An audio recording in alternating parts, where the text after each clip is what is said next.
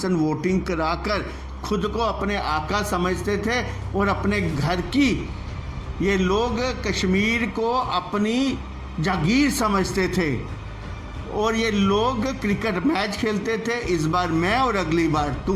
Permission एक ही था, हिंदुस्तान को कैसे लूटकर अपनी जेबें भरनी, जम्मू और कश्मीर के लोगों को आपस में लड़ाना, लद्दाख को कमज़ोर करना।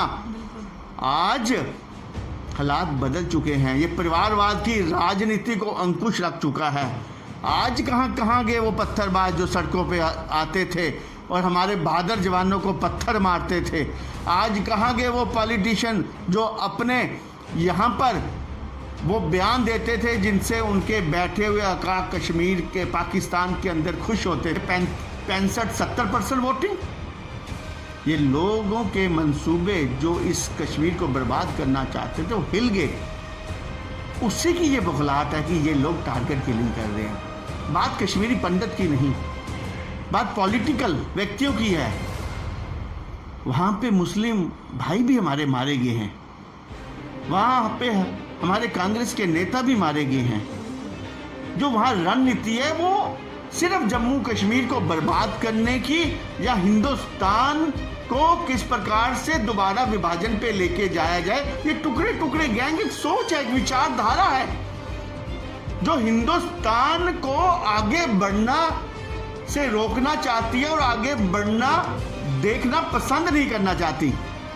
ये लड़ाई किसी एक समाज के लिए या एक जाति धर्म के लिए नहीं है, ये लड़ाई हर हिंदुस्तानी के लिए है। धारा 370 हटने का डर या फिर भाजपा का डर, आखिरकार आतंकियों के मंसूबे क्या हैं और किस तरह से जब विफलता हाथ लगती है तो आतंकी जो है अपने दुश्मन समझने लगते हैं उन तमाम नेताओं को जो भारत का तिरंगा थामने में शान महसूस करते हैं, जो ये महसूस करते हैं कि घाटी में इस बार जो है कमल खिला जाए। और जिस तरह से एक नेता की निर्मम तरीके से हत्या कर दी गई, उसके बाद एक बार फिर से चाहे पाकिस्तान हो चाहे आतंकी संगठन हो, ये तमाम अलगाववादी सोच के जो तमाम लोग हैं उनका चेहरा बेनकाब हो चुका है। इसी पर चर्चा करने के लिए उद्वीर सेठी जी हैं, भाजपा जम्मू कश्मीर के वाइस प्रेसिडेंट, से जानने की कोशिश करेंगे आखिरकार आतंकियों के मंसूबे जब विफल होते हैं तो कितनी घिनौनी हरकत पर यहाँ पर उतर आते हैं। सेठी साहब, क्या लगता है कि ये धारा 370 हटने का ही एक मलाल था? क्योंकि आपके लिए तो वो प्रचार का भी मुद्दा था और आपके लिए मान का भी मुद्दा था, सम्मान का था, लेकिन आतंकियों ने इसको कैसे लिया? भारतीय जनता पार्टी जो शुरू से चाहती थी 370 इस जम्मू कश्मीर से हटनी चाहिए, इसके कई कारण थे। ये तो आप सब जानते हैं कि यहाँ पे आतंकवाद का होना सबसे बड़ा कारण, परिवारवाद की राजनीति सबसे बड़ा कारण, गरीब व्यक्ति को पीसना और अपने घर भरना, इस दुकानदारी को ख़त्म किया 370 हटने के बाद। उसके बाद जिस प्रकार से हत्या की जा रही है भारतीय जनता पार्टी के कार्यकर्ताओं की, अब राजनीतिक जो कार्यकर्ता कहीं ना कहीं उनको भी जिस प्रकार से निशाना बनाया जा रहा है, और पिछले दिनों से भारतीय जनता पार्टी के कार्यकर्ता को ज़्यादा निशाना बनाया जा रहा है। और कल भी आपने देखा जिस प्रकार घटना घटी। पंडिता जी एक अच्छे कार्यकर्ता थे, हमारे जुझारू कार्यकर्ता थे, और ऐसी जगह पे यहाँ पे मिलिटेंसी का बोलबाला था, वहाँ पे चेयरमैन बनना कोई छोटी बात नहीं थी। और आज जिस प्रकार से डेवलपमेंट के काम जम्मू कश्मीर में बढ़ रहे हैं, पत्थरबाजी खत्म हो चुकी है, ज़ीरो। नेता लोग जो लोगों को भड़काने के बयान देते थे उनके मुंह पे भी आज चुप्पी लग चुकी है। इस हालात में पाकिस्तान में बैठे अकाउंट को लगता है कि कश्मीर का जो सपना वो देखते थे, कश्मीर के ऊपर जो राजनीति करके पाकिस्तान जो अपने लोगों को भी खुश करता था, और यहाँ बैठे हुए अका भी, चाहे वो हुर्रियत थी, JKLF के नेता थे, जो इसके ऊपर राजनीति कर कर अपनी दुकानदारी चलाते थे, उस पर बंदिश लग चुकी है। इसलिए आज ये घबरा कर ये लोग इन हरकतों से, ये बुज़दिल हरकत है, किसी व्यक्ति को घर जाके मारना रात के अंधेरे में, शर्म आनी चाहिए इनको। ये सोचते हैं कि इससे लोकतांत्रिक ढांचा जो आज मजबूती की तरफ बढ़ रहा है उसको कहीं ना कहीं हम पूर्ण विराम लगा सकते हैं। पर मैं इनको कहना चाहता हूँ आपके माध्यम से, भारतीय जनता पार्टी के जो कार्यकर्ता हैं वो भारत माता से प्रेम करते हैं, राष्ट्रवाद से प्रेम करते हैं, झंडे का अपमान सहन नहीं कर सकते।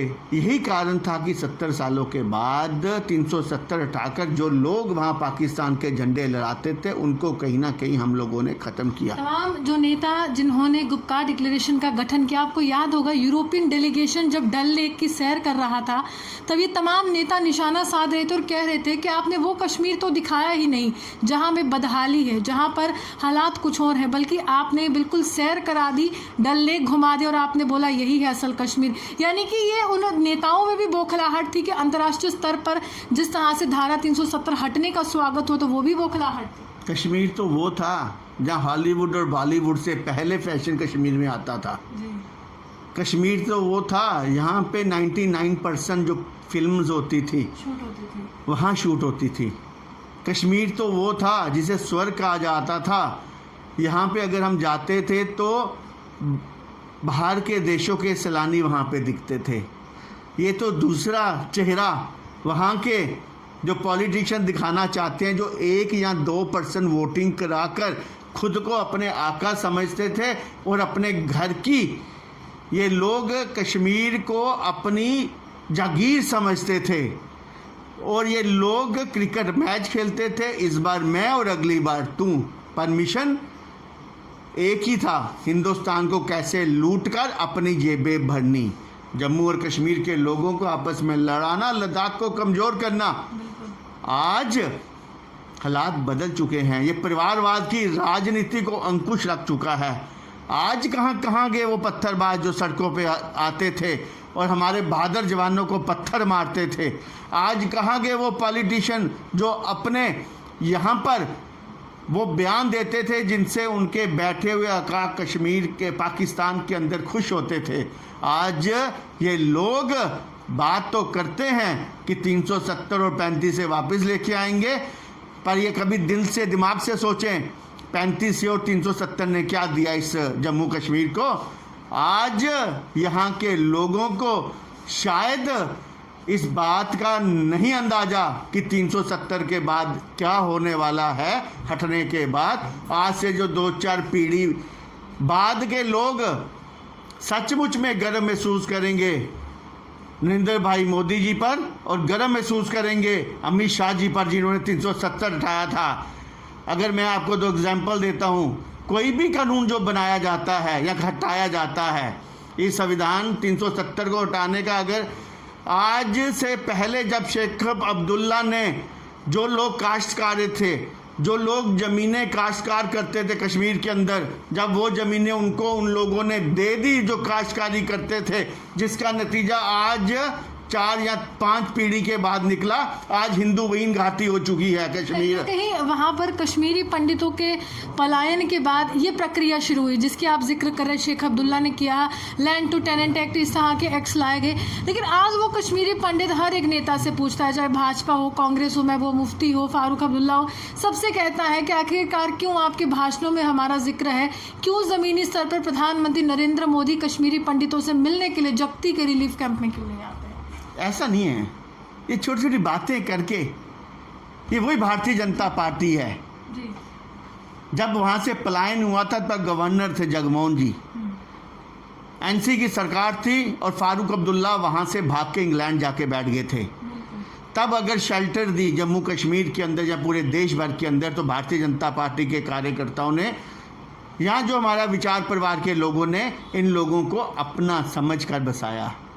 अगर इन फिर वही बात आती है 3-4 पीढ़ियों के बाद क्या फ़र्क पड़ता है। अगर उस वक्त महाराष्ट्र के अंदर शिवसेना और भारतीय जनता पार्टी की सरकार ना होती, इन बच्चों को वहाँ पे जो इंजीनियरिंग कॉलेजों के अंदर जो इन लोगों को हक दिया गया सीटों का, उसके कारण आज ये समाज कहीं ना कहीं खड़ा है। ये भी भारतीय जनता पार्टी ने किया। भारतीय जनता पार्टी ने कश्मीरी समाज को कहीं पीछे रखने में कसर नहीं छोड़ी। आज भी अगर कोई मांग करता है नरेंद्र भाई मोदी जी की सरकार में मांग की जाती है या उनका मुद्दा है इनको वापस वहाँ बसाना, ये भी भारतीय जनता पार्टी कर आज रही है। एक कश्मीरी पंडित ये सवाल कर रहा है कि जब आपकी नेता की निर्मम हत्या होती है, उसके साथ पूरी भाजपा जम्मू कश्मीर है, देश के प्रधानमंत्री है, सुरक्षा का तंत्र आप उसको प्रदान करते हैं, लेकिन उनका कहना है कि हम आम कश्मीरी पंडित कैसे वापस जाएं जब एक नेता ही सुरक्षित नहीं है। इसके लिए भारतीय जनता पार्टी या सरकार पॉलिसी बनाती है।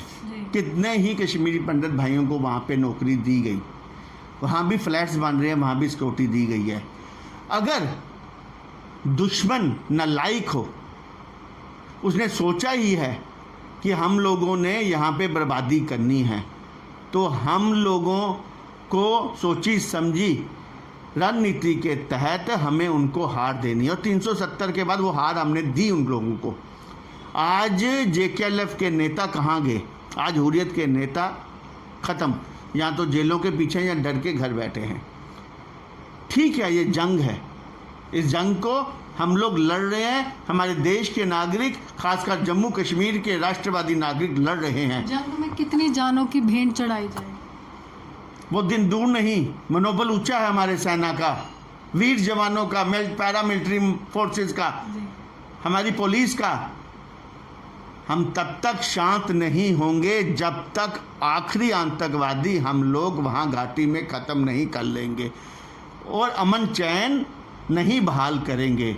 जो स्वर्ग था, उस स्वर्ग को हम दोबारा स्वर्ग बनाएंगे। ये जम्मू कश्मीर भारत का अखंड हिस्सा है, हिस्सा रहेगा। ये जो कायरतापूर्वक ढंग से किसी को मारना, टारगेट किलिंग करनी, सिर्फ एक ही कारण उसके पीछे कि किस प्रकार से लोकतांत्रिक ढांचे को मजबूत किया जाए। इनको बर्दाश्त नहीं हुआ कि यहाँ 2%, 3%, 1% वोटिंग पे यहाँ पे नेता लोग मिनिस्टर बनते थे। आज DDC के इलेक्शंस में 65-70% वोटिंग। ये लोगों के मंसूबे जो इस कश्मीर को बर्बाद करना चाहते थे वो हिल गए। उसी की ये बौखलाहट है कि ये लोग टारगेट किलिंग कर रहे हैं। बात कश्मीरी पंडित की नहीं, बात पॉलिटिकल व्यक्तियों की है। वहाँ पे मुस्लिम भाई भी हमारे मारे गए हैं, वहाँ पे हमारे कांग्रेस के नेता भी मारे गए हैं। जो वहाँ रणनीति है वो सिर्फ जम्मू कश्मीर को बर्बाद करने की या हिंदुस्तान को किस प्रकार से दोबारा विभाजन पे लेके जाया जाए। ये टुकड़े टुकड़े गैंग एक सोच है, एक विचारधारा है जो हिंदुस्तान को आगे बढ़ना से रोकना चाहती है और आगे बढ़ना देखना पसंद नहीं करना चाहती। ये लड़ाई किसी एक समाज के लिए या एक जाति धर्म के लिए नहीं है, ये लड़ाई हर हिंदुस्तानी के लिए है। इसलिए इसे किसी जातिवाद से ना जोड़कर हम लोगों ने इकट्ठे होकर नरेंद्र भाई मोदी जी को मजबूती देते हुए, श्रीमान अमित शाह जी को मजबूती देते हुए हम लोगों ने इस लड़ाई को लड़ना है। आज कश्मीर के अंदर अगर आप मीडिया के पर्सन्स हैं, आप बताएं, आज से 2-4 साल पहले मेरे को याद है जब बुरहान वारी मारा गया, मैं रामबन से बैठक लेके कश्मीर जा रहा था। रास्ते में किस प्रकार से हमारी गाड़ी का घेराव हुआ, पत्थर मारे गए। आज कहाँ गए वो लोग? ठीक है, छुटमुट घटनाएं ये लोग करते हैं और टारगेट किलिंग कर कर, किसी व्यक्ति को घेर कर, नजायज मार कर। ये बेगुनाह लोगों की जो मौत का तांडव रच रहे हैं, कहीं ना कहीं इनके गिले गिरे बांध पे गिरेगा। वो दिन दूर नहीं जो लोग वहाँ बैठ के ये नाच कर रहे हैं, चाहे वो पाकिस्तान के आका हैं, चाहे हमारे कश्मीर के अंदर बैठे जब चंद हैं, ये लोग भी किसी दिन इसको भुगतेंगे, ये पक्की बात है। खोया हमने अपना भारतीय जनता पार्टी का एक और वीर, एक और सैनिक, पर भारतीय जनता पार्टी के जो वीर और सैनिक हैं उनका एक ही सपना रहता है, चाहे बंगाल है, चाहे केरला है, चाहे जम्मू कश्मीर है, झंडा हमारा लहराएगा तिरंगा, भारत माता की जय होगी और हिंदुस्तान हमारा सबसे ऊपर परम वैभव पर बैठेगा। यही सपना देखते हुए हम इन लोगों की मार काट से हम डरते नहीं हैं। हम लोग लड़ने मरने वाले लोग हैं और 70 सालों की सियासत में, राजनीति में हमारे हर व्यक्ति ने इस देश के लिए बलि दी है, जान दी है। हम लोग जल्द जो हमारा सपना है कि कश्मीर को हम लोग स्वर्ग बनाएंगे, वो बना के छोड़ेंगे। चलिए शुक्रिया। साफ तौर पर इस बार आतंकियों ने जम्मू कश्मीर, जिसको भारत का ताज कहा जाता है, उस पर चोट की है और लगातार ये मांग उठती रही है कि आखिरकार प्रत्येक आतंकी का खात्मा कब होगा। आतंकी अपने मंसूबों में सफल नहीं हो रहे, तो इस तरह से हर एक व्यक्ति को निशाना बनाया जा रहा है जिस व्यक्ति ने यहाँ पर लोकतंत्र के ढांचे को मजबूत करने की कोशिश की है। लेकिन साफ तौर पर इनका कहना है कि प्रत्येक आतंकी का सफाया जो है होता रहेगा, क्योंकि पत्थरबाजी समाप्त हुई केंद्र शासित प्रदेश जम्मू कश्मीर में, और केंद्र सरकार के नेतृत्व में आगे आने वाला समय दूर नहीं है जब जम्मू कश्मीर में एक भी आतंकी जो है जिंदा नहीं बचेगा। आप न्यूज़ हमारे से देखते हैं द न्यूज़ नाउ जम्मू से फरहान की रिपोर्ट।